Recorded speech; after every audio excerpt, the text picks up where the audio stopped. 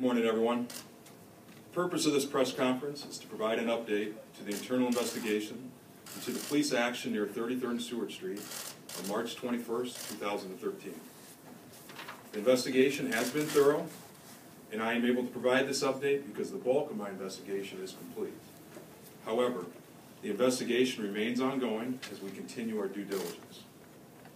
I am still bound by contractual guidelines, so I will not be able to talk about the specifics of the internal investigation. In addition, I don't want any of my personnel decisions to be undermined because I break the contractual language and talk about a personal matter. And quite frankly, it would not be fair to the officers involved. I will provide my findings up to this point and address matters that can be explained outside of the internal investigation. The internal investigation has progressed on an expedient pace because I truly believe closure and transparency is in the best interest of all involved. However, fairness and thoroughness was not sacrificed in order to do so. I want to thank my executive command staff who's standing to my right. I introduced them last time I had a press conference. While the ultimate decisions here today are mine, I am extremely appreciative of their expertise and professional feedback that they have provided. I recognize the integrity of this investigation is of extreme importance to the community, and for that reason, I am utilizing an outside reviewer. The reviewing entity is the Federal Bureau of Investigation. With me today is Special Agent in charge of the local FBI office, Mr. Todd. He's standing to my left. In addition, at various stages of this ongoing investigation, I consulted with the City Prosecutor's Office, the Douglas County Attorney's Office, and our City Legal Department. But I want to be clear on one thing, and make no mistake about this. This is an Omaha Police Department investigation. A lot of people have asked me, Chief, what did you think of the video when you first saw it? My initial thoughts were these. I knew the outside environment was going to be active, being at an election season and outside pressures would be present. As such, I was determined to conduct the investigation without outside interference and influence so as not to obscure the impartiality of the investigation. Indeed, like any other investigation, this one was guided by the need to determine what took place, and my findings today are based on evidence and the line that I have drawn as chief. I knew a thorough and fair investigation needed to take place. I also knew there would be some that would rush to judgment.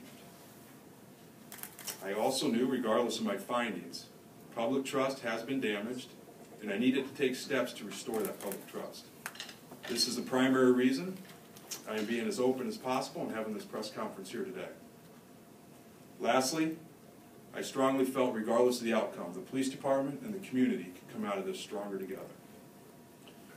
To provide some order to my press conference, I will provide my findings up to date.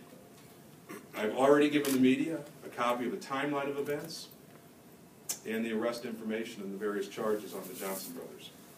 I will address questions posed to me over the last 2 weeks about the incident. I will discuss next steps. Where do we go from here? And at the end, I will take some questions. Here are my findings to date. The Omaha Police Department has tremendous, dedicated professionals, but we did not carry ourselves in a manner representative of the Omaha Police Department on March 21st near 33rd and Seward Street. Many of the police actions that took place that day are in violation of our policies and do not represent how I want our officers to carry themselves. The internal investigation focused on what took place outside, excuse me, that we all saw on video, but also what took place inside the residence, which we did not see on the video. To date,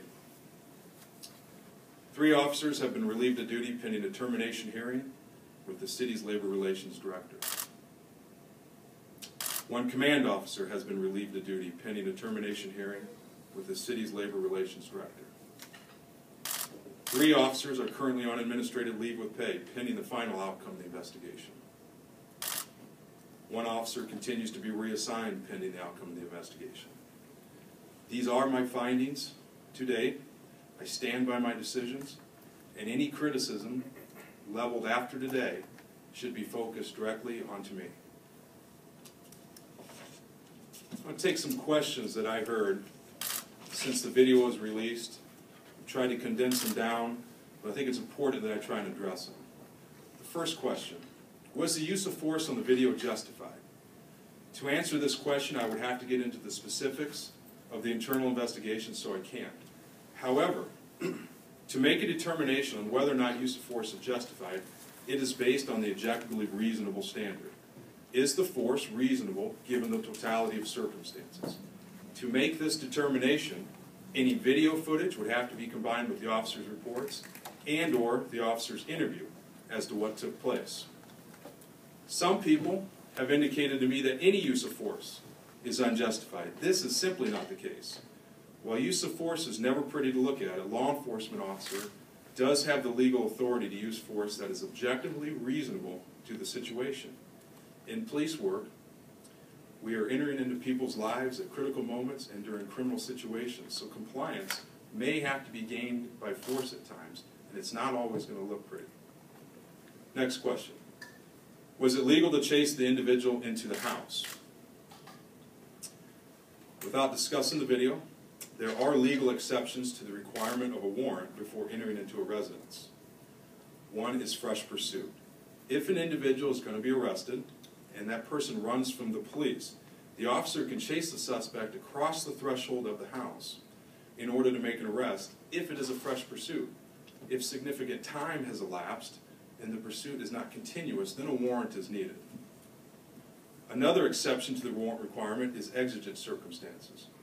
A law enforcement officer can enter a residence without a warrant if he or she reasonably believes someone is injured or is being hurt inside the residence.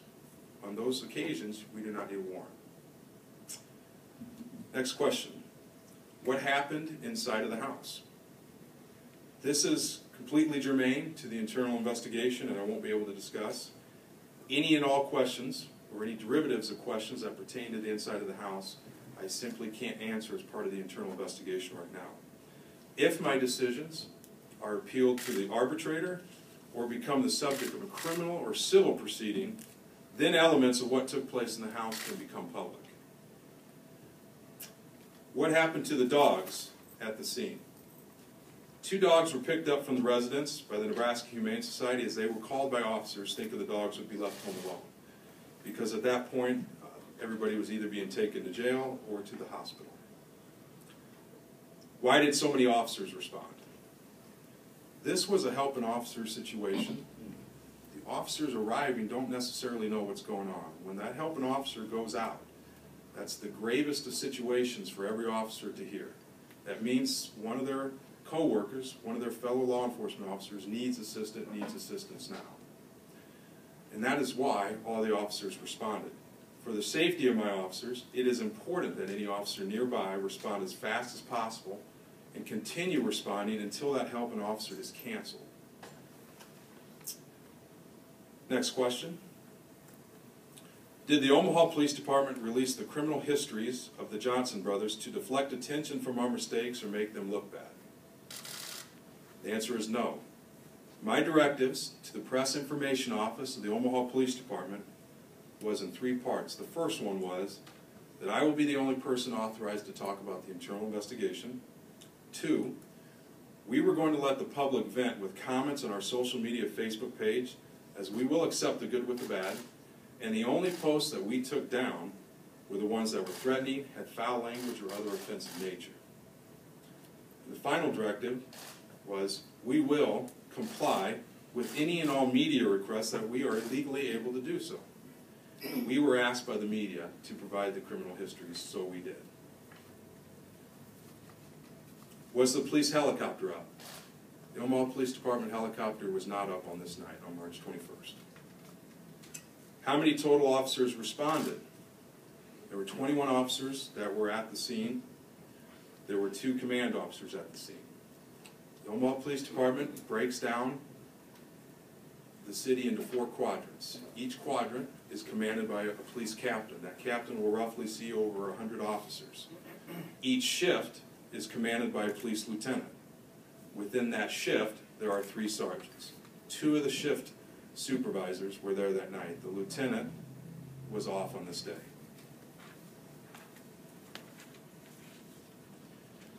I want to talk about where we go from here. For starters, the internal investigation will continue.